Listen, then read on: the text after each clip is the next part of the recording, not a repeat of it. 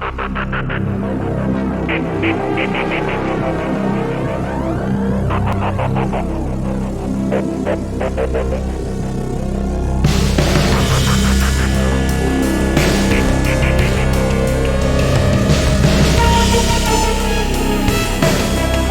everybody, this is a review of the 2019 Mustang GT. I've had this now for 6 months or so.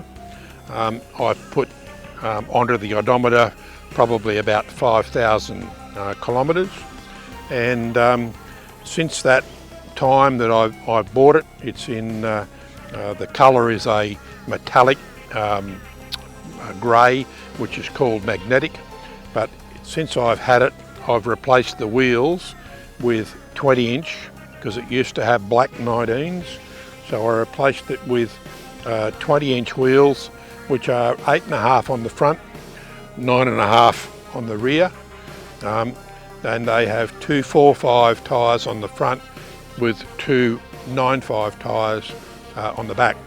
I've also replaced the exhaust tips with some stainless steel ones similar to that on the Mach 1 because they are bigger and they are easier to see and just look and suit the rear ends of the Mustang much better.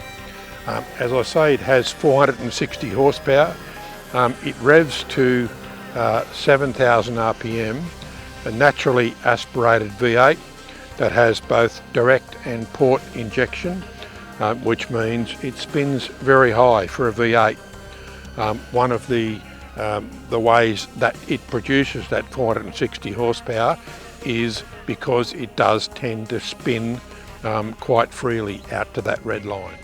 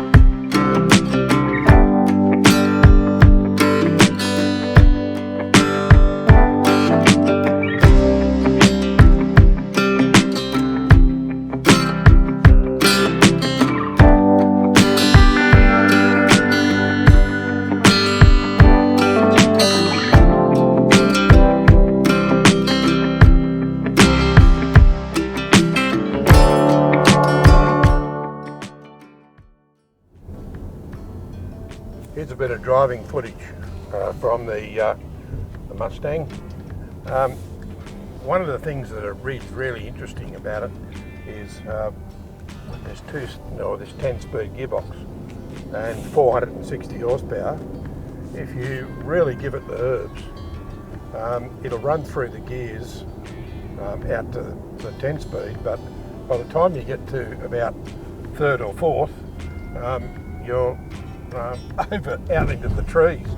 It'll do 100 k's in k's per hour in second gear. So second gear and then 8 left. It's just got heaps and heaps of power. So you can never really use the 460 horsepower for top speed, but you can use it in acceleration. So when you're sort of booming along, say 60 k's down an on-ramp, and you want to really give it a bootful to get it up to speed into the freeway, you can do that, and it will accelerate like a scalded cat. It'll go like crazy and it'll make a really nice noise. So really that's I guess the purpose behind the 460 horsepower is that it's there for when you want to use it. That's the main thing. Some of the other things that are in this car which are very interesting is the technology. So about the only thing it hasn't got, which it doesn't really matter, is blind spot monitoring. But the mirrors are such that seeing down the side of the car is really not a problem. And because it's got a reasonable sort of rear view through the internal mirror and the fairly big back windscreen, it doesn't really need blind spot monitoring like some of the other cars that you might do. Like for instance, my Toyota used to have the back window fully covered. It's got radar cruise control, auto braking. If you get too close to the car in front, it'll hit the brakes for you. It's got a fully digital dash, which I'm still agonising over some of the settings to come up with what is really a personalised setting for me. But for old blokes like me, that technology takes a little bit of getting used to, because I've got to reset up all the parameters on every single aspect of it. You've got colour, you've got layout, it changes its layout for all the other types of modes, drive modes that you have. So that's going to change quite dramatically. But still, the viewing of the digital dash in all sorts of light conditions is really quite good. Like even today, as you can see, today is a nice bright day outside, but viewing of the instruments is quite clear. The only thing that I have moved into night mode is the navigation screen, the Sync 4 screen. So I've moved that permanently into night mode to try and just take a bit of that edge off the brightness. So I find that quite good, because although the map is there, the map is a little bit faded into blacks and greys, so it's not anywhere near as bright. I've got to then work out how to quickly change that if I wanted to actually use the maps. But mostly I'm not going to use the maps to look at. I'm going to use the maps for the voice control or the voice announcements as to where I'm going, and that works really good in either day or night mode. So you can probably hear the exhaust, and even though it's in quiet mode, we can zap it back into sport, and it's quite noticeable. The differences between, I haven't noticed any difference between sport, normal and racetrack mode. I think that really the only difference is whether the flaps are closed in quiet mode or they're open in all the others.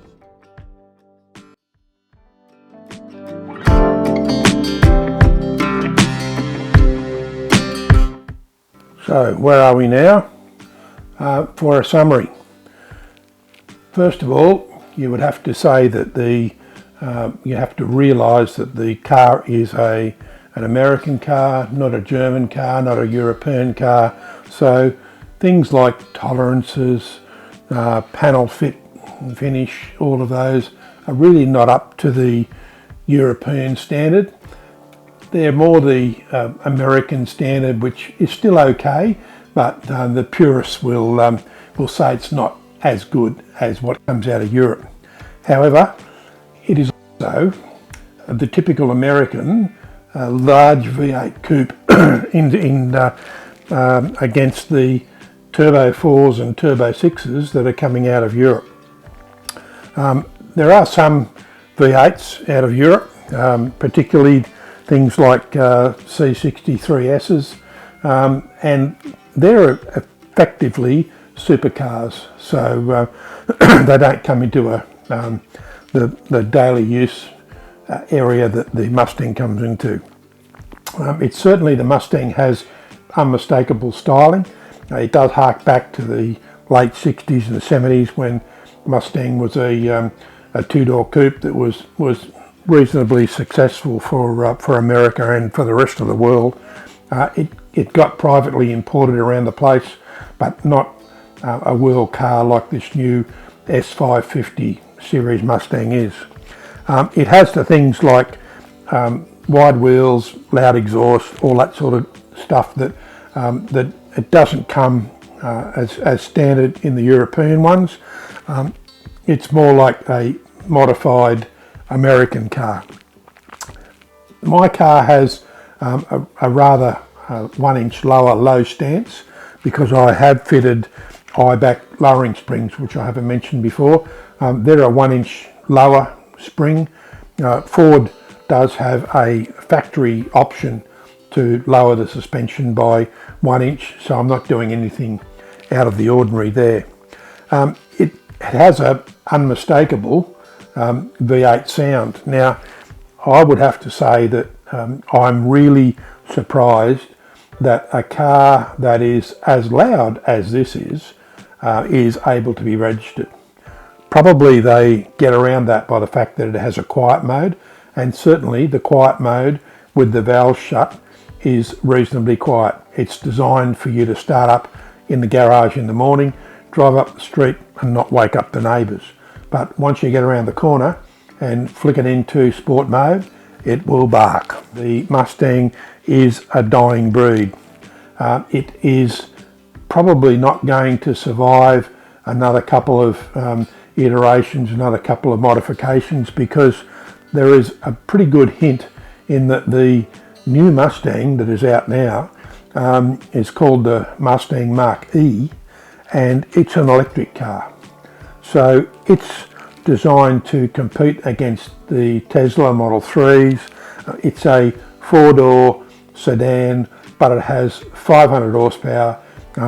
It really gets up and goes, and probably Ford is jumping on the bandwagon that most of the other manufacturers are doing and saying that, well, this is going to be the future.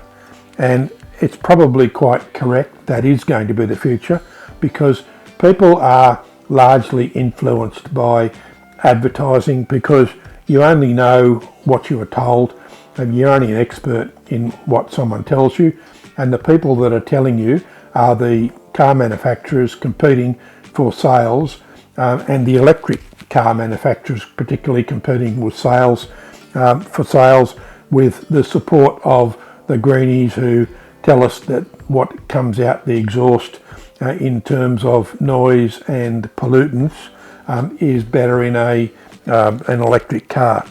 No one really tells you about the what is in respect of what is replacing those pollutants coming out of the exhaust, because the electric cars still have to be charged up.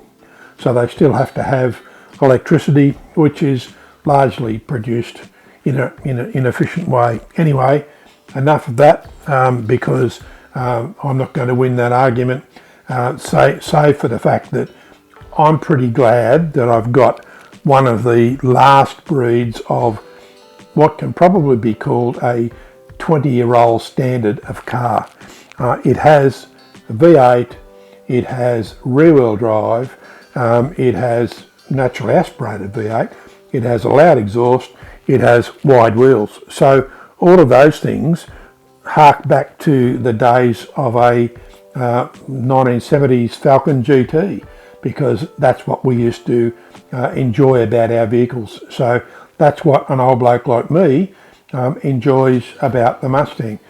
Certainly younger people now that have never had exposure to those old days really still do like the styling. It has a similar sort of styling to the Ford GT. It has really nice big wide haunches at the back covering up the wide wheels. So it harks back to a typical Ford design language. The biggest surprise to me was the fact that it goes pretty much as well as it looks. So it's gone to the days where a Mustang was a straight line, big engine, way it goes down the drag strip, although it has a drag strip mode in it. But this thing does go around corners. It has one of the options is Magna Ride, which is a magnetic filling for the shock absorbers that changes the viscosity. But without Magna Ride, still, even now I've got 20-inch wheels and tyres on it, and the bit lower, 1 inch lower suspension, it goes around corners with no understeer, a little bit of oversteer, and oversteer can be provoked with the right foot, but no understeer, and really corners nice and flat. So you'd have to say that its handling is really quite good. It has a lot of tech. It has a lot of automatic traction control, all those sort of whiz-bang things, and its tech is probably comparable with certainly comparable with the Europeans, and up there with the Japanese and the Koreans. So it has radar controls, cruise control, it has AEB, it has all of those technical things. The other thing it has is, which people will tell you, is that it only gets 3 stars for safety. Well, that's probably to do with the fact that rear seat occupants are not extremely well catered for. Firstly, it doesn't have any room in the back, so it's really the domain of kids. The front has the full suite of airbag, but it doesn't have occupant protection in the back, and that's where it loses out on the 2 stars. It has been told to me by a salesman that rather than an impediment, salesmen should really be selling that as a service. So take that as it is. Now, on the lastly, I paid $60,000 for a car that was 2 years old, but only had 3,000 kilometres on it. So it really wasn't used all that much at all. A new one you can get for under $80,000. That's with all the fruit and 2020 model. There's one car now being offered in Australia that is above that, and that is a Mark 1. The Mark 1 is a parts bin special from the Shelby cars. So it has a lot of track focus, extra cooling, track type modifications, and it sells for about 100 grand, just a bit under 100. The Europeans, in comparison, M3s, M4s, C43s, the BMW, Mercedes type vehicles, well, they're going to be about 120 grand. So it is still really priced really well. It's also really good for people like me, like fat ass Yanks, not slender Europeans. It's ideally suited for us. Big, wide, flat seats. They still hold you in nicely, but it's comfortable. It is, in true terms, a GT, a Grand Tourer, because you can lope along with this thing and just gently eat up the miles as you go through the suburbs of Brisbane and out into the country. But when you really want to give it some stick, it's got it there. It's got a really nice, as I've said 100 times, really nice exhaust note, but just the feel of the car is very much like what used to be the old style GT cars. Resale, hopefully it will be still okay, because I think they'll become more and more of a rarity. V8s, as we have seen with the replacement for the 200 series, V8s are going out of fashion or going out of production from the major make. And the feel of a V8 is probably not going to be around much longer. So while it's there, I've got it and I'm happy with it, and I'm more than happy with it. It's been a car that's grown on me. I bought it purely on the fact that it was going to look like it was going to be the last one, or was going to be the end of the line as far as V8s are concerned. I think that's probably going to be pretty much truthful. There's nothing much else around that's it's in comparison. So I'm happy with it. It seems to suit my lifestyle. My kids say it seems to suit me because I'm an old bloke, and a muscle car suits me more than a slender European. So see you next time.